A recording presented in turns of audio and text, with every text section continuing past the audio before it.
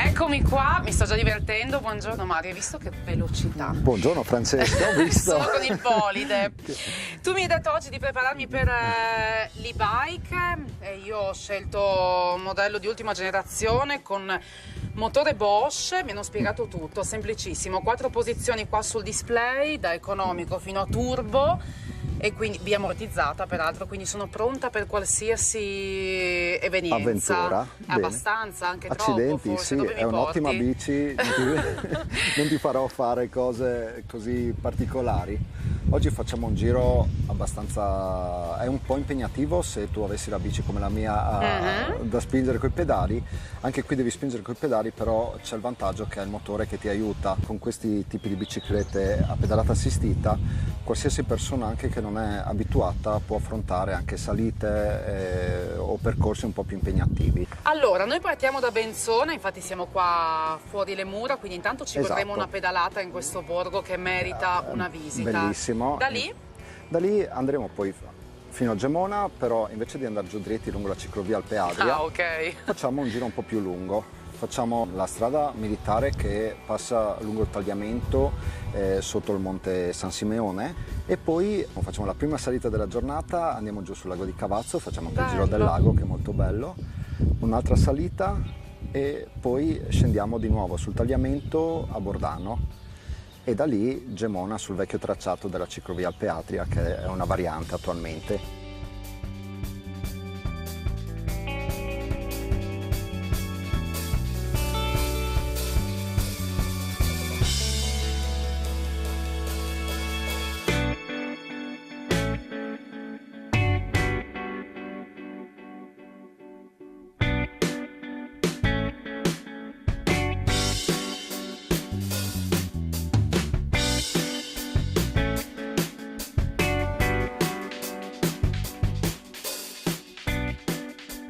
Venzone è l'unico borgo fortificato del 1300 che nonostante tutto la nostra storia si è conservato integro, ha mantenuto tantissime caratteristiche di quello che era il periodo d'oro, appunto il Medioevo.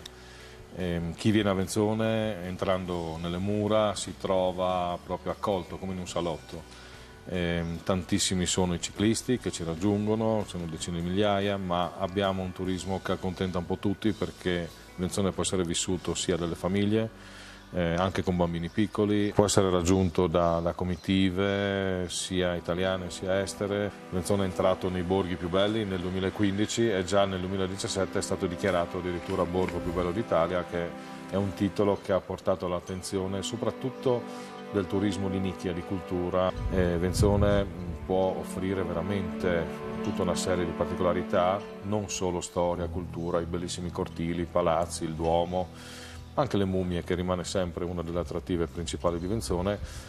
Può collegare Venzone al mondo naturale, quindi abbiamo sia il tagliamento, che è uno tra i più incontaminati d'Europa e quindi ha una appeal anche per questo fatto, però soprattutto Venzone ha anche la porta a sud del Parco Naturale delle Prealpi Giulie, il parco regionale, che consente escursioni, l'agriturismo di alta quota, tutta una serie di passeggiate semplici anche che si possono fare, ripeto, con le famiglie.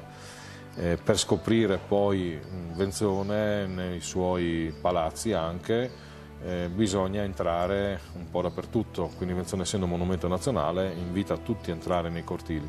In uno dei cortili è conservato il Museo di Venzone, possiamo chiamarlo così anche se non esiste fisicamente, però ha la mostra Tieremotus sull'importante esperienza del terremoto del Friuli, di tutto il Friuli, e c'è la mostra dedicata anche alle foreste uomo-economia, che è proprio quella specifica sulla parte naturalistica. Ogni giorno Venzone può offrire attività, può offrire curiosità, insomma sono È un'esperienza tutto 100 tondo. eventi all'anno che diciamo, attirano l'attenzione di chiunque. Ci possono essere mostre d'arte, ci può essere il concerto, ci può essere l'esibizione di danza artistica. Avere a disposizione un salotto come Venzone è facile anche organizzare gli eventi.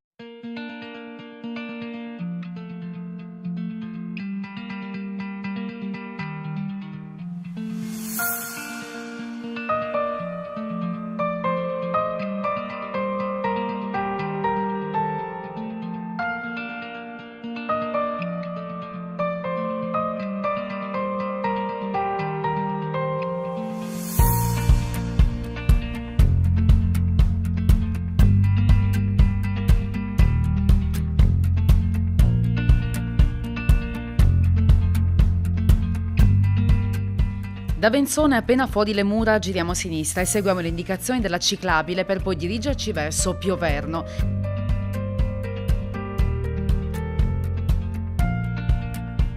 Lì il primo incontro con il tagliamento che costeggiamo lungo tutti i 9 chilometri della ciclabile con un punto panoramico verso Amaro e la Marianna nei pressi di una breve galleria naturale.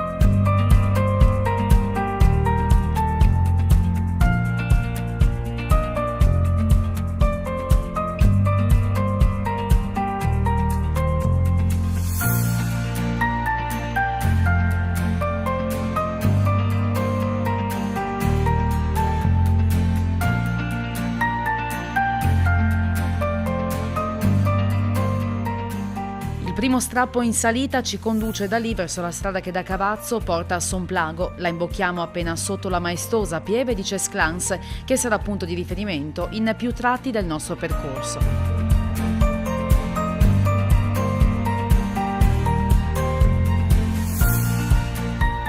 Incastonato tra il Monte Festa, il Monte San Simeone, il Faete e il Naurint, ecco il lago dei Tre Comuni o lago di Cavazzo, il più vasto lago naturale del Friuli Venezia Giulia, originato da antiche glaciazioni.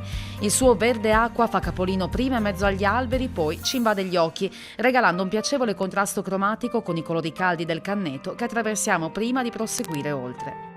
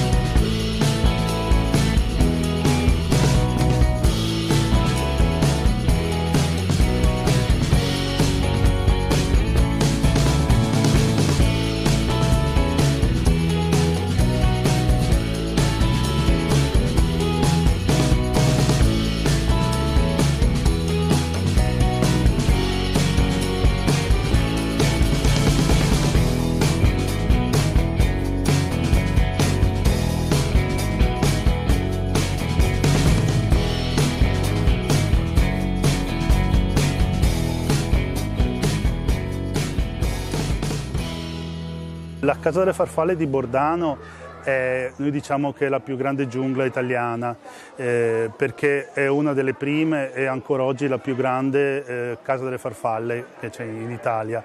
La cosa particolare è proprio questa, che noi presentiamo diversi ecosistemi, quindi abbiamo una serra dedicata all'Africa, una all'Asia e una all'America amazzonica, in ognuna delle quali viene fedelmente riprodotto l'ecosistema in questione, quindi in Africa ci sono solo piante africane e farfalle e animali africani e così per le altre serre.